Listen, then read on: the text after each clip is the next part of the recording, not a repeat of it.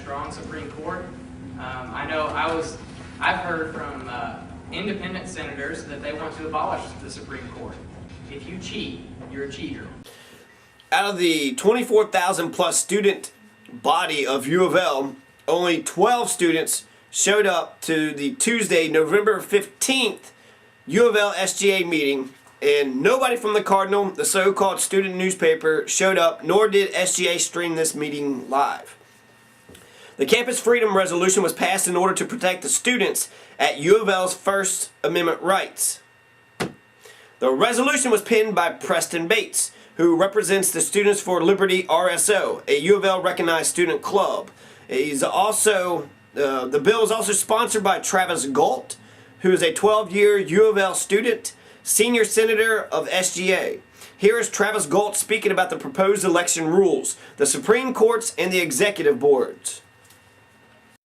People be campaigning to students, not to corporations. And now, if I were to step outside student government into the real world, I would be advocating for a different position. You should raise wherever you want to.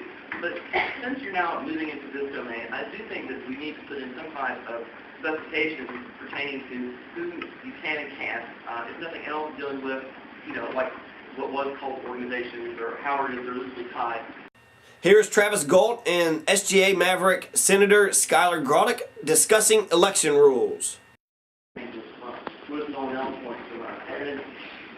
That's the biggest. That's the answer. But let me ask you this: if you have somebody who's qualified enough to run the president of the student body, okay, why would you not want that person to then just, if they had the ability to also be in the Senate, why wouldn't you want that person to be in the Senate?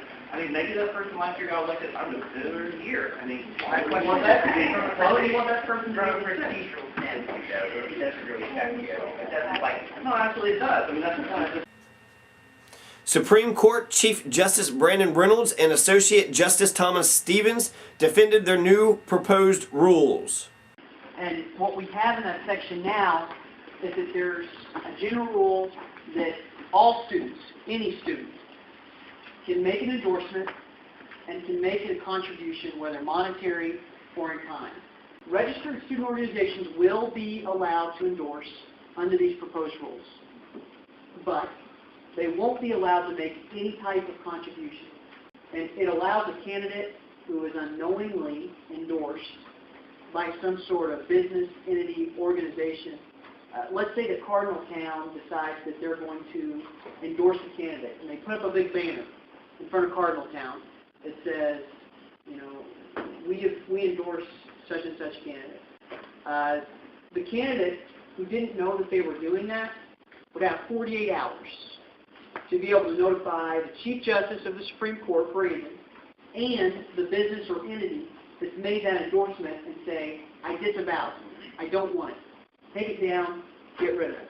And if they do that, they have a safe harbor, so that they won't be penalized under 502.2 for a violation of soliciting or knowingly accepting an endorsement of an organization. My question was, does 5022, let's say my dad owns a sign company, that prohibits my dad from making that sign, right? It would prohibit your dad's company from making signs, unless it was something that your campaign paid for. There's really no way to know, and I love the spirit of it, but there's no concrete way to know when the 48 hours start. So I think in making that compromise, we went a little too far. I don't like the definition of bad faith. As it reads, it says bad faith denotes a knowing violation of the SGA TER rules, or willful manipulation of the SGA TER rules to unfairly disadvantage and prejudice another candidate. What that says is that there's no implied version of what bad faith is. The election rules, along with a slew of new constitutions, have been discussed by SGA for 7 months now, and something that will have to be figured out by the end of this year, since campaigns begin on January 23rd, 2012. On January 23rd, 2012, potential SGA candidates for senator or president will have to pick up the statement of intent from the Dean of Students, room 301 West, Student Activity Center, or the SAC. And after you pick up the form, you got to attend all 3 of their brainwashing seminars, which they call interest meetings. And there they'll brainwash you with their rules and procedures. The 3 brainwashing seminars are on January 24th, Tuesday at 6 p.m., January 30th, Monday at 6 p.m., and Thursday on February 2nd at 6 p.m. So it's nice and scattered, to make sure that if you don't cover all of them, you have to skip a class, most likely. Then the next day, February 3rd, by 5 p.m., all forms for candidacy have to be turned in by 5 p.m. sharp in Dean Mike Martis's office. 301W in the SAC or the Supreme Court will bust your candidacy, and your candidacy will be aborted before it even got a chance to live. The next day, Dean Martis will post a list of eligible candidates in some mystery location by 10 a.m., though that 10 a.m. Is not sharp, since there is no penalty or repercussions if Dean Martis didn't post it on time. I'm sure he will, but there is no nothing codified that requires him to provide that list at any specific time, and that he do it, that he has to do it. He doesn't have to if you don't want to. Okay. The 2011 presidential candidates were John Weber, Travis Galt, and Curtis Frizzell. Last year, the president of the Young Democrats, John Weber, during last year's debate, wanted the public to know this. And just so you all kind of understand what goes on behind the scenes, we're using a certain font L that looks like the U of L L for various things on Facebook, different things like that, where they try to disqualify us. I mean, the briefs are like over 20 pages long, including all the pictures that people take, various things like that. I can't stand that part of the campaign process. I cannot stand it. I don't think that that is very fair, and I don't think that's what students want. If they knew that all this stuff was going on behind the scenes, they would probably have some problems. In the spring of 2011, since Curtis Frizzell didn't get the required 40%, SGA elections in the spring of 2000 went into a showdown, a runoff, between John Weber and Curtis Frizzell. Weber's candidacy eventually lost, and perhaps it was because of the corruption in the Supreme Court that Weber had suggested. The old Chief Justice is gone, who is replaced by Brandon Reynolds, who chairs over the largely forgotten and ignored 7-person judicial branch of SGA.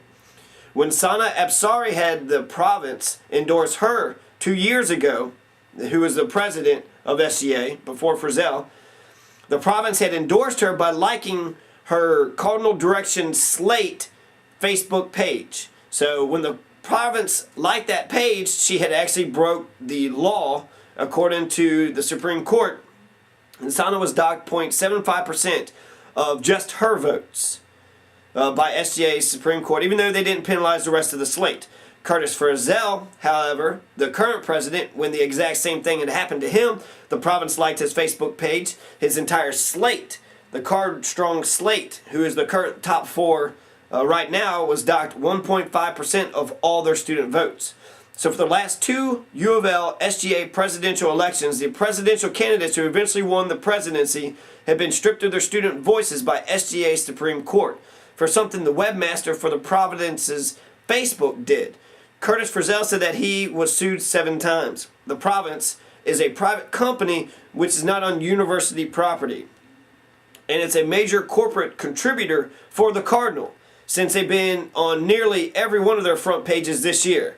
Virtually every one. There was one that they were not on. So every front page for the Cardinals got a